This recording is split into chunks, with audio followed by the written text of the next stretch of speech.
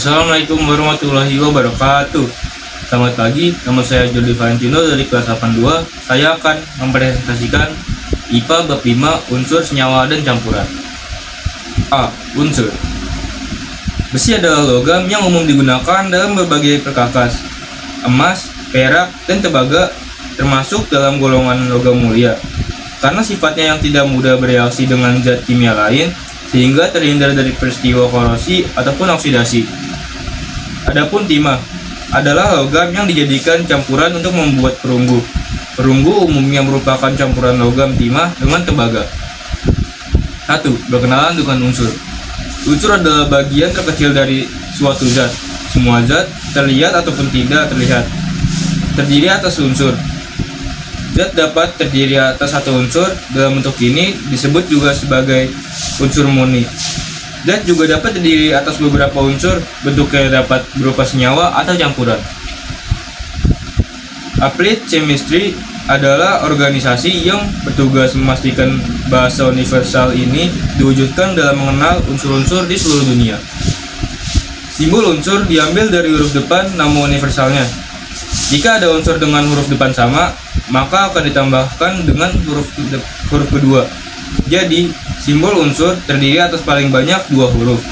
Berikut adalah beberapa contoh nama dan simbol unsur. Sifat unsur terbagi dua, yaitu sifat kimia dan sifat fisika. Sifat kimia, suatu unsur adalah reaksi yang ditunjukkan unsur tersebut jika bertemu zat kimia lainnya. Sifat fisika, suatu unsur berkaitan dengan kondisi fisik unsur tersebut, seperti warna, bentuk zat dalam suhu ruang, kerapatan, titik leleh, titik didih, serta daya hantar listrik atau panas. Selain sifat fisika dan kimia, ada juga sifat automatik unsur yang berkaitan dengan bentuk konkret suatu unsur dalam model atom, seperti energi ionisasi, afinitas elektron, konfigurasi elektron, jari-jari atom, dan keelektronegatifan unsur. Unsur-unsur yang telah dikelompokkan ini lalu dimasukkan ke dalam daftar yang disebut sebagai sistem periodik unsur. Berdasarkan sifat fisika dan kimia suatu unsur, ada tiga kelompok besar yang utamanya yaitu logam, non-logam, dan metaloid. Metaloid adalah unsur-unsur yang memiliki sifat antara logam dan non-logam. A. Sifat-sifat unsur logam. Unsur-unsur logam dapat berubah bentuk jika dilakukan seperti yang terjadi pada wujud zat-zat saat mengalami perubahan fisika.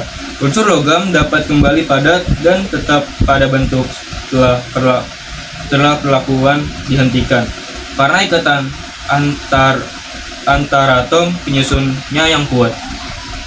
Unsur logam sering dimanfaatkan untuk alat-alat industri yang berhubungan dengan listrik. Emas, perak, dan tembaga adalah tiga unsur yang memiliki gaya hantar listrik terbaik. Zat yang dapat mengantarkan listrik disebut sebagai konduktor. Kebalikan dari konduktor adalah isolator. Unsur logam secara umum dapat dibedakan dari unsur non-logam karena terlihat mengkilap. Kilapan permukaan logam berasal dari pantulan cahaya yang diserap oleh partikel dalam atom yang disebut elektron. B. Sifat-sifat unsur logam. Unsur non-logam. Jumlah unsur non-logam yang ditemukan dan dikenali di alam semesta ini ada hanya 17 unsur yang terdiri atas 11 unsur non-logam reaktif dan 6 unsur dari golongan gas mulia. Dari 17 unsur tersebut, 5 unsur berwujud padat, 1 unsur berwujud cair, dan sisanya berwujud gas pada suhu ruang.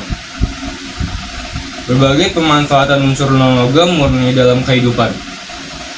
Balon berisi gas helium, lampu landas pacu menggunakan lampu yang diisi neon atau krypton, lampu pada alat terapi radiasi untuk menderita kanker menggunakan gas radon.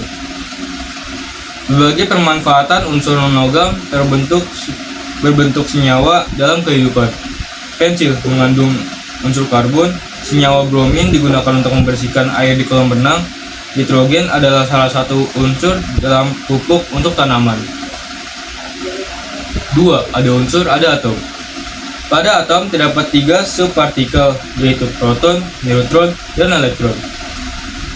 Proton dan neutron membentuk inti atom, sedangkan elektron bergerak dalam lintasan membentuk awan elektron.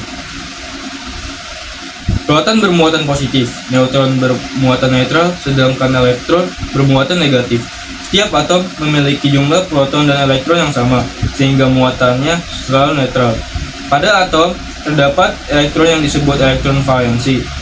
Letak elektron valensi umumnya ada di kulit terluar atom, kecuali untuk unsur-unsur dalam golongan transisi. 3. Tabel periodik unsur.